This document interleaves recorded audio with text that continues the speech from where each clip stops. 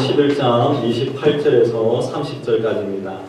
같이 운동하겠습니다. 시작. 수고하고 무거운 짐진 자들아 다 내게로 오라. 내가 너희를 쉬게 하리라. 나는 마음이 온유하고 겸손하니 나의 멍에를 메고 내게 배우라. 그리하면 너희 마음이 쉼을 얻으리니 이는 내 멍에는 쉽고 내 짐은 가벼우리라 하시니라. 아멘. 네, 앉아주십시오. 네, 오늘 말씀은 우리 위대한 초대장이라는 제목으로 우리 같이 말씀을 나누기를 원합니다. 여러분 혹시 누군가로부터 이렇게 초대를 받아 본 적이 있으십니까? 생일이라든지 아니면 결혼식이라든지 뭐 이런 초대를 받으면은 왠지 그냥 기분이 우리가 정말 좋습니다. 반면에 법원이나 또 아니면 경찰서에 우리를 초대를 받으면 정말 기분이 좀 이렇게 좋지는 않습니다. 근데 오늘 함께 나누어지는 오늘 본문의 말씀을 통하여서는 우리가 여러분에게 정말로 아름답고 정말로 위대한 초대장이 있다는 것입니다. 하나님으로부터 오는 이 초대장을 여러분에게 소개하기를 원합니다. 오늘 말씀을 통해서 예수님께서 누구를 초대하고 있는지 또 어디로 초대를 하고 있는지 함께 나누는 이 복된 시간이 되어지기를 원합니다.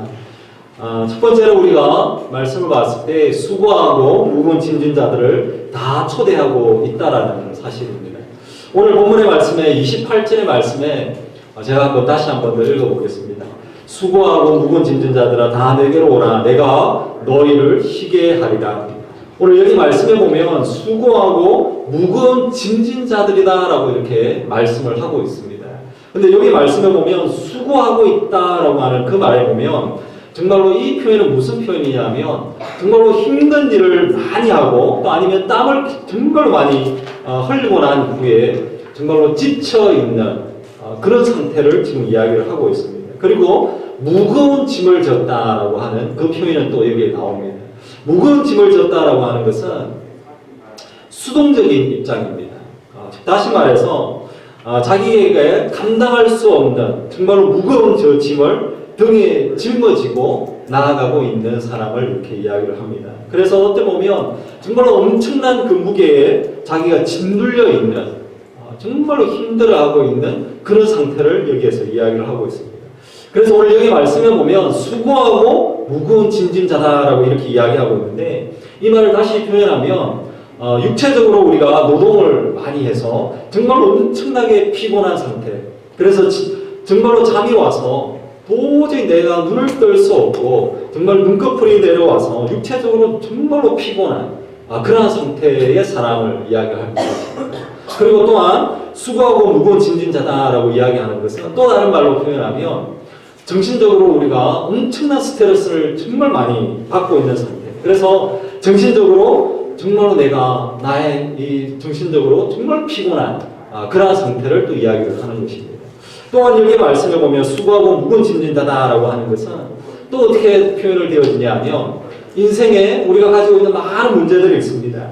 그것으로 인하여서 우리가 가득 이렇게 힘들어하고 있는 상황들, 또 내가 가지고 있는 상처들, 또 우리의 삶을 살아가다 보면 얽혀있는 수없이 많은 그 관계들, 그리고 내가 예측을 전혀 할 수 없는 그런 일들이 나에게 일이 터진 것입니다. 그런 것들, 또 내일을 생각하면 정말 불확실한 그 미래들, 그 모든 것들이 우리에게 엄청난 그 짐이 되어지고 있는 것, 또 그런 짐을 가지고 있는 사람을 오늘 여기에서는 바로 수고하고 무거운 짐진 자다 이렇게 이야기를 하는 것입니다. 우리 가정에 보면 우리 부모님들도 마찬가지로 우리 가정을 어떻게 지켜나가야 되느냐, 어떻게 우리 자녀들을 먹이고 살려야 되느냐, 이것 또한 우리 부모님들이 짊어지고 가는 아주 큰 짐 중에 하나가 되어지는 것입니다. 그리고 우리 공부하는 학생들, 우리 여기 학생들이 많지 않습니까? 우리 학생들도 마찬가지입니다. 학생들도 어떻게 공부를 해야 되느냐 하는 이 공부도 하나의 굉장히 큰 짐이 되어질 수도 있다는 것입니다. 그리고 또한 이것뿐만 아닙니다. 우리가 가지고 있는 아주 조그마한 죄, 아니면 큰 죄든 죄의 그 짐도 마찬가지입니다. 그리고 마찬가지로 우리가 육신이 연약한 것이 있습니다. 질병이 있습니다. 그것도 우리에게 큰 짐이 되어질 수 있습니다. 육신의 연약함, 또한 우리 관계들 속에 얽혀있는 그 많은 갈등들, 이 모든 것이 짐이 되어질 수가 있다는 것입니다. 여러분이 지금 당장 이렇게 딱 생각나는 나는 이게 나의 짐이다 라고 생각되어지는 것이 혹시 있으신가요? 겉으로 우리가 보면 정말로 누구라도 이 사람은 정말 행복해 보인다. 정말로 이 사람은 정말로 우리가 전혀 고민이 없는 사람 같이 보인다 라고 이렇게 생각을 할 때도 있습니다. 그러나 우리가 살아가다 보면 사람들은 자기가 정말로 들기도 버거운 그 무거운 짐들, 정말로 그 짐은 다양하지만 그 무거운 짐들을 다 짊어지고 살아가고 있다는 것입니다. 그 짐들 중에서 가장 무거운 짐, 그 무거운 짐은 죄의 짐입니다. 우리가 다 도저히 우리가 풀 수 없는 그 죄의 짐, 이 죄는 우리를 억압하고 우리를 짓누르고 있을 때가 있다는 것입니다. 사람들은 우리가 가지고 있는 이 모든 짐들을 어떻게든 우리가 벗어버리기 위해서 많은 노력들을 합니다. 벗어버리기 위해서 어디론가 또 가고 있다는 것입니다. 근데 우리가 잘 생각을 해보면 세상은 우리를 향해서 이 짐을 덜어주기 위해서 덜어준다고 계속적으로 우리를 오라고, 세상이 우리를 오라고 계속 손짓을 하고 있다는 것입니다. 근데 우리가 세상에서 쾌락을 누리다 보면 우리 놀아보신 분들 있지 않습니까? 아무리 우리가 쾌락을 다 누리고 한다 해도 무거운 짐을 벗어주는 것 같지만 그렇지 않습니다. 그냥 잠시 잠깐 우리가 그냥 쾌락을 느낄 수 있지만 그렇지가 않은 것입니다. 더 무거운 짐이 우리에게 완전하게 또 어깨가 무거워진다는 것입니다. 근데 오늘 여기 말씀에 보면 뭐라고 이야기하고 있습니까? 무거운 짐진 인생을 향해서 예수님께서 다 내게로 오라라고 이야기하고 있습니다. 다 내게로 오라. 내가 너희를 편히 쉬게 하리라 라고 이렇게 말씀을 하고 있다는 것입니다.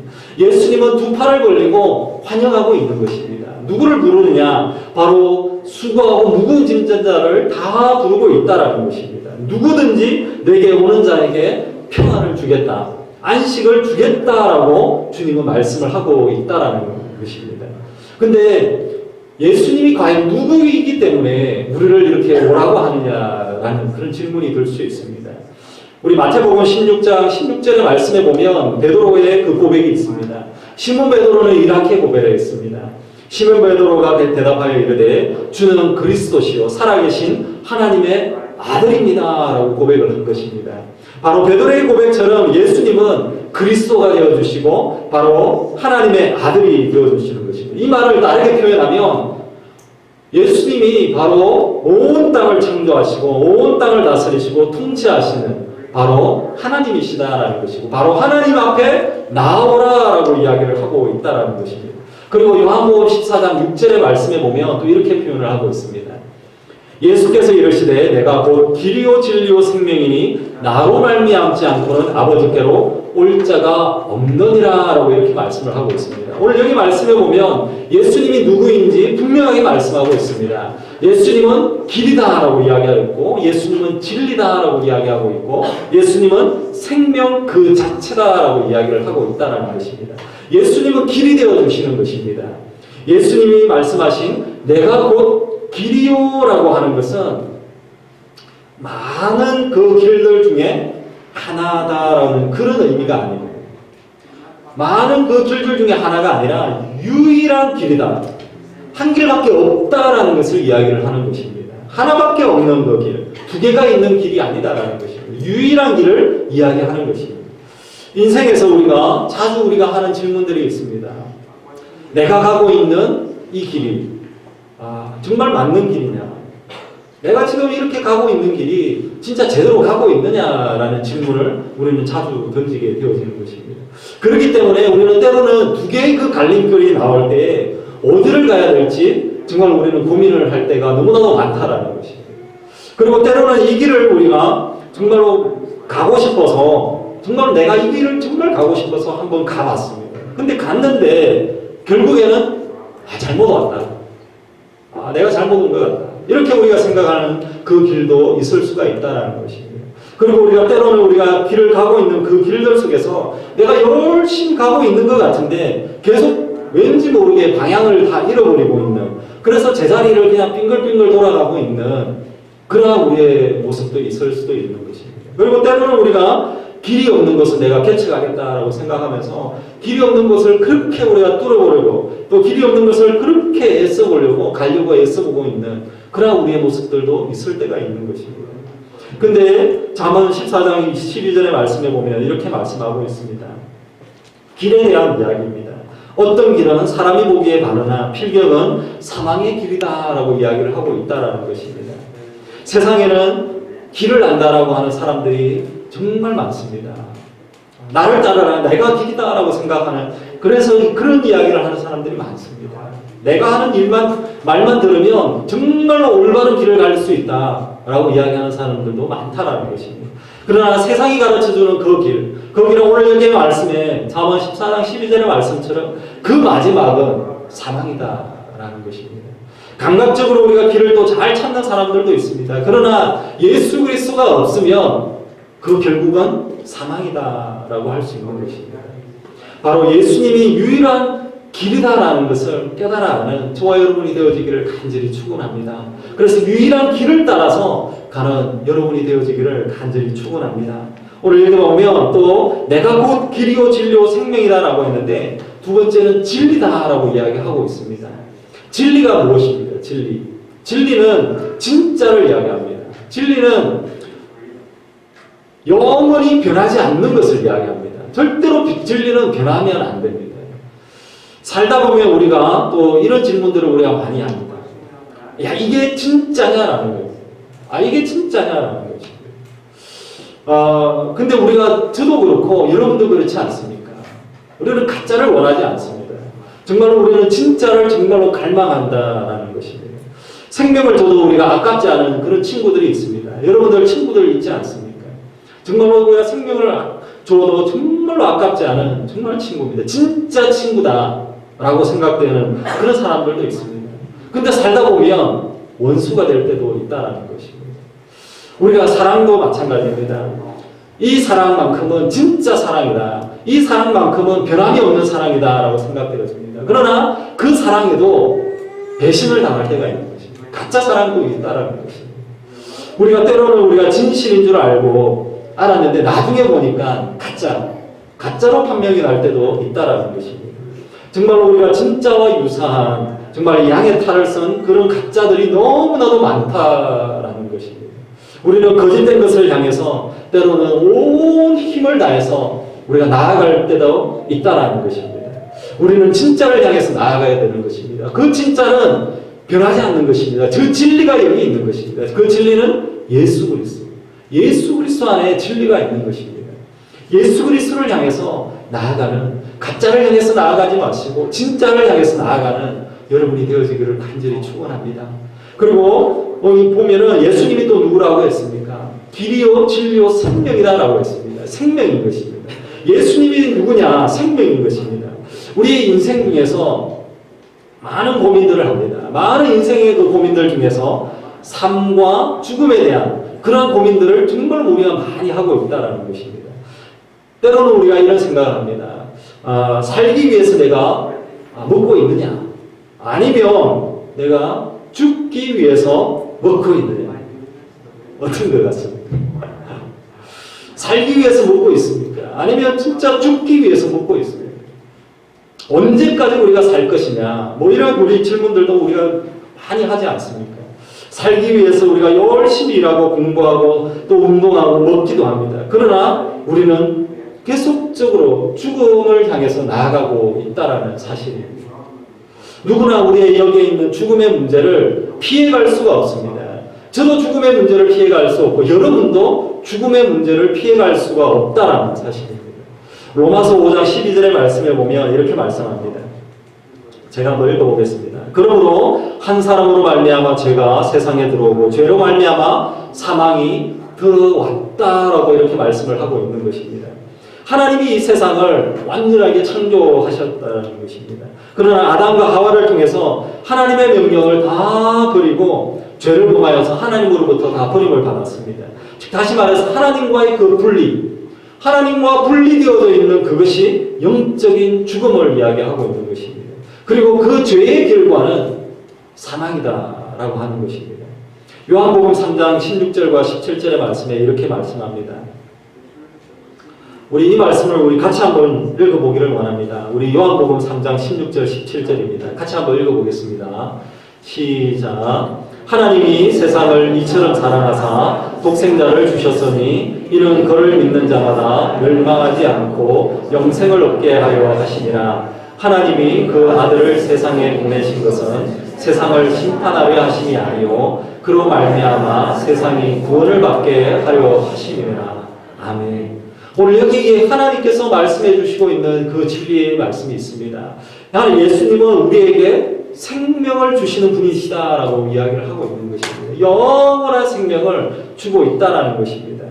그리고 우리가 잘 알고 조금 전에 봤던 우리 본문의 말씀 28절의 말씀에 수고하고 무거운 짐진 자들아 다 내게로 오라 내가 너희를 쉬게 하겠다라고 말씀을 하셨습니다.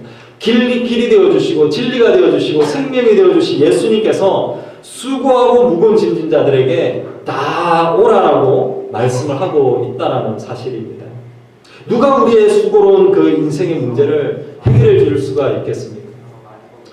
만일 인간이 스스로 노력을 해가지고 우리가 가지고 있는 수고로운 인생의 그 짐을 다 벗을 수가 있다면은 예수님께서 이 땅에 오실 필요가 전혀 없었다라는 것입니다. 인생에 우리가 무거운 짐을 해결해 줄 수 있는 분은 예수 그리스도밖에 없다라는 것입니다. 예수님만이 그런 자격이 있는 분이다라는 것입니다. 참으로 우리가 진짜 감사한 것은 무슨 말이냐면 오늘 여기 말씀에 뭐라고 했냐면 다 내게로 오라라고 말씀을 하고 있습니다. 정말로 저는 다 내게로 오라라고 하는 말씀에 얼마나 큰 위로가 되는지 얼마나 큰 감사가 되는지 모릅니다. 왜 그러냐면 다 내게로 오라라고 할 때에 돈 많은 사람들만 와라. 아니면 많이 배운 사람만 와라.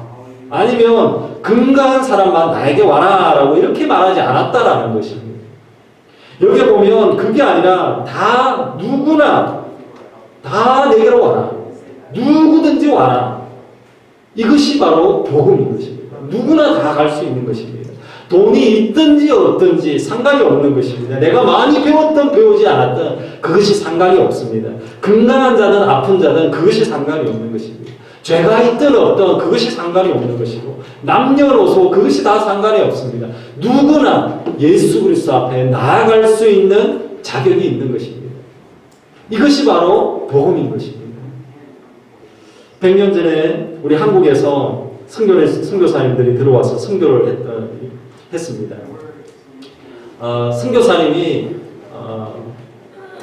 한 분이 이제 차를 타고 이렇게 길을 가고 있었습니다. 차를 몰고 이렇게 가고 있는데 한 할머니께서 정말 무거운 그 짐을 이렇게 짊어지고 머리에 이고 이렇게 가고 있는 광경을 봤습니다. 그래서 선교사님이 정말 이 할머니를 좀 도와주고 싶다. 너무 무거운 짐을 이고 가는구나 이런 생각을 해서 차를 멈추었습니다. 그리고 할머니 이 차에 타십시오. 같이 타고 가면 좋겠습니다. 그렇게 이야기했을 때 할머니는 괜찮습니다. 그렇게 했는데 선교사님이 끝까지 계속적으로 간청하니까 마지못해서 할머니가 그 차에 올라타게 됐습니다. 근데 이상한 것은 할머니가 차에 올라타고 있는데 여전히 차에 앉아가지고 그 무거운 짐을 이렇게 일목에 치고 가고 있던 거죠. 그래서 선교사님이 할머니에게 말씀을 드렸습니다. 할머니, 짐이 무겁지 않습니까? 그 짐을 내려놓고 편하게 가십시오. 이렇게 하니까 할머니가 뭐라고 그랬는지 아십니까? 내가 이게 지금 차로 이렇게 공짜로 타고 가고 있는데 그것도 미안한데 짐까지 내가 어떻게 내려놓겠냐고. 이것이 우리의 삶은 아닌지 돌아봅니다. 예수님은 두 팔 벌려서 정말로 내게로 다 오라라고 말씀을 하고 있는 것입니다. 짐을 다 내려놓아라라고 이야기를 하고 있는 것입니다. 아직까지 우리는 내 짐을 아직까지도 짊어지고 내가 가고 있는 것은 없는 것인지 우리가 살펴보기를 원합니다. 정말 여러분 안에 수고하고 무거운 짐이 있습니까? 내가 도저히 해결할 수 없는 그러한 무거운 짐을 아직까지 짊어지고 가고 있습니까? 아니면 죄로 인하여서 죄악된 그 나의 그 모습으로 인하여서 아직까지도 내 죄의 굴레에서 아직까지도 내가 짐을 짊어지고 가고 있습니까? 우리가 이 시간 정말로 주님의 손을 부여잡는 여러분이 되어지기를 간절히 축원합니다. 우리가 가지고 있는 짐이 있습니까? 그 짐을 누구에게 줄 수 있습니까? 예수님께 우리가 다 맡기고 나아가는 저와 여러분이 되어지기를 간절히 축원합니다. 바로 우리 수고하고 무거운 짐을 예수님께 내어드려서 우리 안에 정말로 진짜 하나님께서 더하여 주시는 자유함을 누리는 여러분이 되어지기를 간절히 축원합니다. 그래서 정말로 모든 짐을 다 주님 앞에 올려드려서 정말로 주님이 되어주시는 세상이 더할 수 없는 그 평안을 온전하게 누리는 저와 여러분이 되어지기를 간절히 축원합니다. 우리 두 번째는 예수님의 그 멍에를 우리가 같이 맬 때에 힘을 얻을 수가 있다라는 사실입니다. 우리 29절과 30절의 말씀을 제가 한번 읽어보겠습니다. 나는 마음이 온유하고 겸손하니 나의 멍에를 메고 내게 배우라. 그리하면 너희 마음이 힘을 얻으리니 이런 내 멍에는 쉽고 내 짐은 가벼움이다 라고 이렇게 이야기를 하고 있습니다. 먼저 그동안 우리가 짊어지고 있던 무거운 짐을 예수님께 다 맡겨버리라 라고 이렇게 말씀을 하고 있는 것입니다. 그리고 그 다음에 해야 될 것이 무엇이냐라는 것입니다. 그 다음에 해야 될 것은 바로 예수님의 멍에를 매라라는 그 말씀입니다. 근데 여기에 보면 예수님의 멍에를 맨다라고 하는 것이 무슨 뜻이냐면 예수님 당시에 그 팔레스타인의 멍에라고 하는 것은 한 마리의 그 소에다가 멍에를 씌우는 것이 아니었습니다. 소가 두 마리가 짝이 되어집니다. 소가 두 마리가 되어질 때 그것을 그 두 마리에게 같이 멍에를 씌우는 것입니다. 근데 리더 역할을 하는 그 소는 앞에 나아갑니다. 앞에 있고 뒤에 따르는 소는 뒤에 따라갑니다.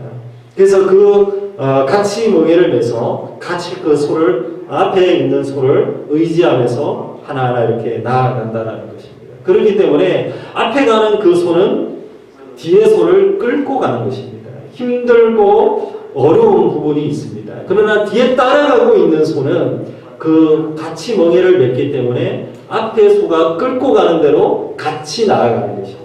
그렇기 때문에 더 쉽다라고 할 수가 있는 것입니다.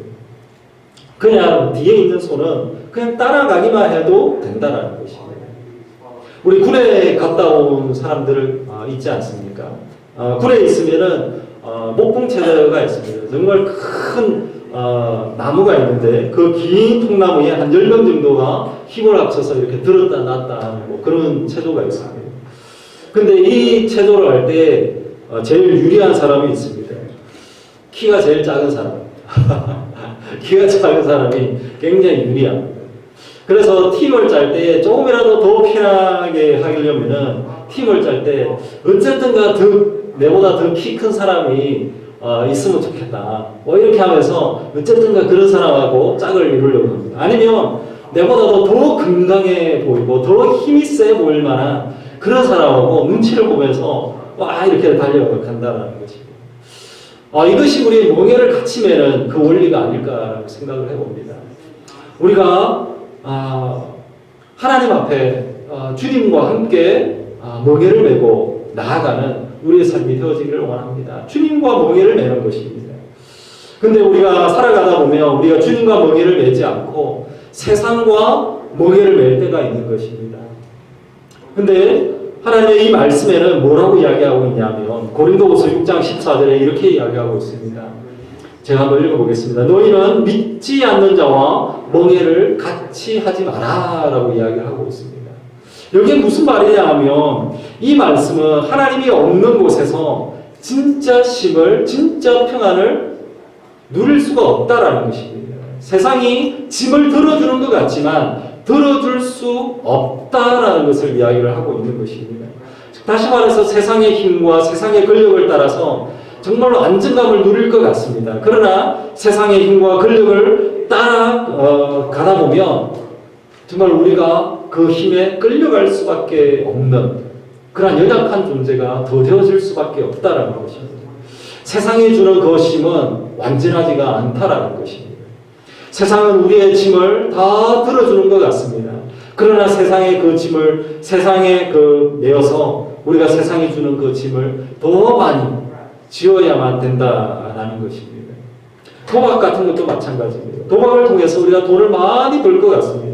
그러나 그렇지가 않다라는 것입니다. 그리고 우리가 술이나 담배나 마약이나 이 모든 것을 통하여서 우리에게 자유를 주는 것 같습니다. 우리에게 힘을 주는 것 같습니다.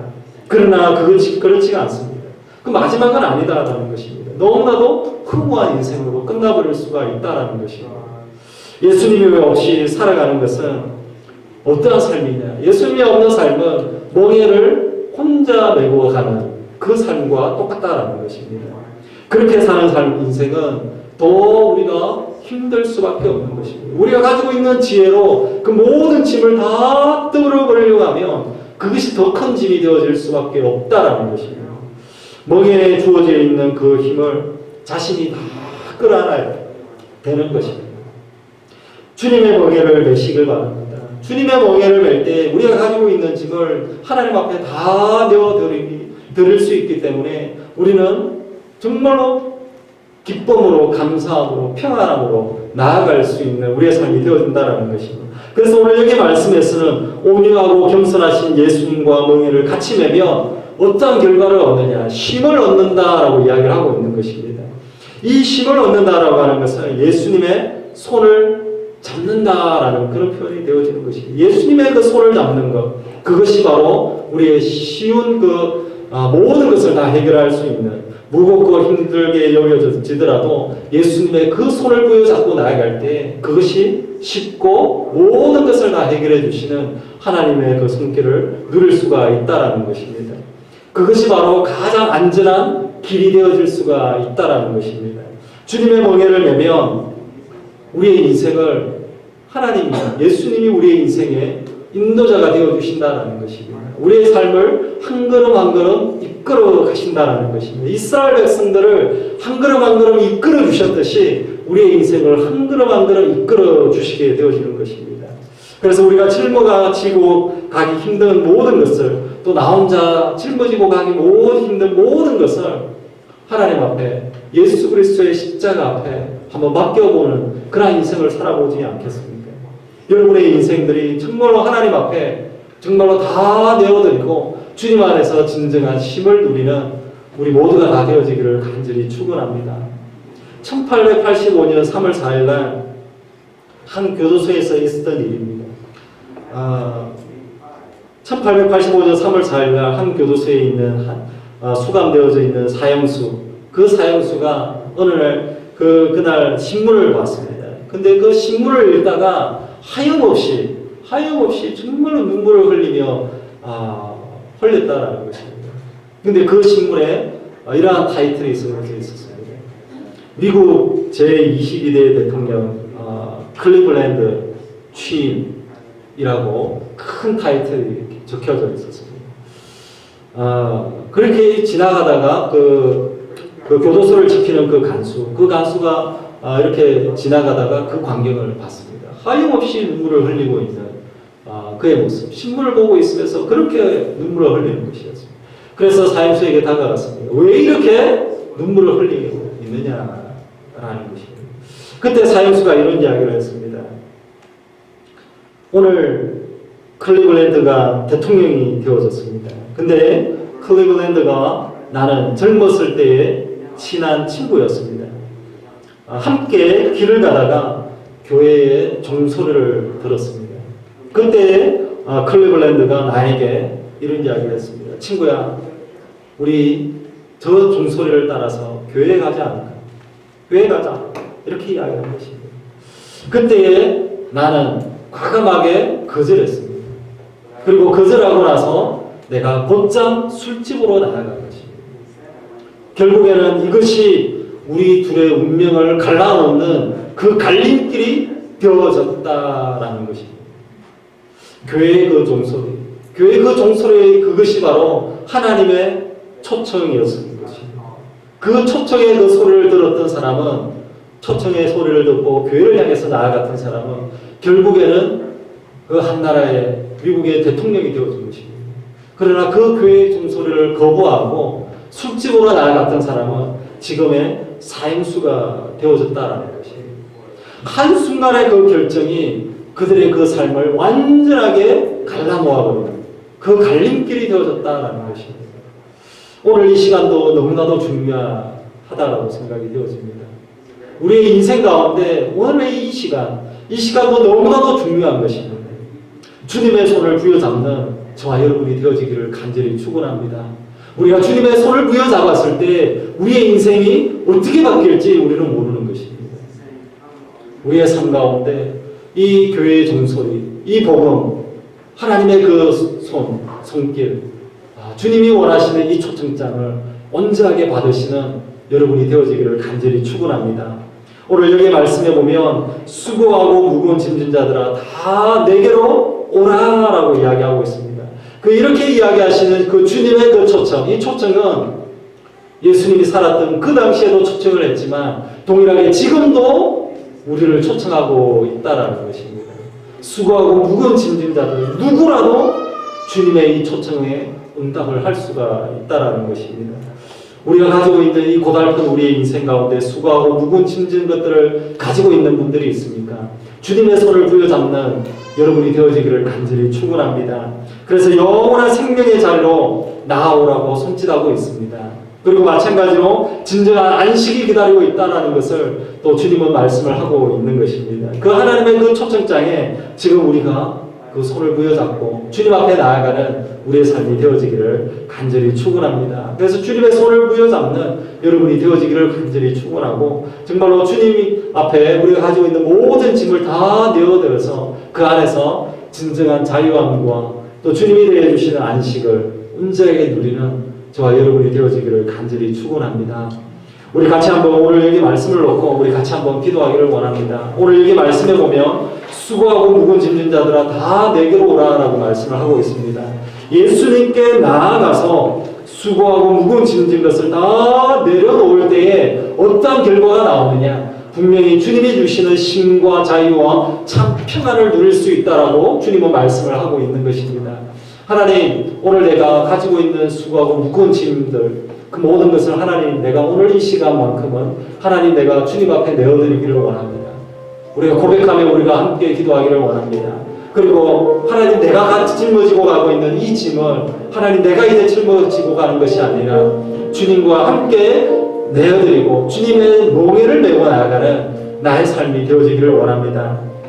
하나님 이 십자가의 그 삶 주님이 원하시는 이 삶을 살아갈 때에 하나님 내가 세상 속에서 내 짐을 벗어버리는 삶이 아니라 정말로 주님이 되어주시는 짐을 주님이 되어주시는 이 멍에를 짊어지고 갈 때에 정말로 주님이 되어주시는 평안을 내 가운데 우리 가운데 온전하게 누리게 해달라고 우리 같이 한번 더 간절하게 우리 한번 기도하기를 원합니다. 우리 오늘 여기 말씀을 놓고 우리 같이 한번 합심해서 같이 한번 기도하기를 원합니다. 같이 기도하겠습니다. 사랑의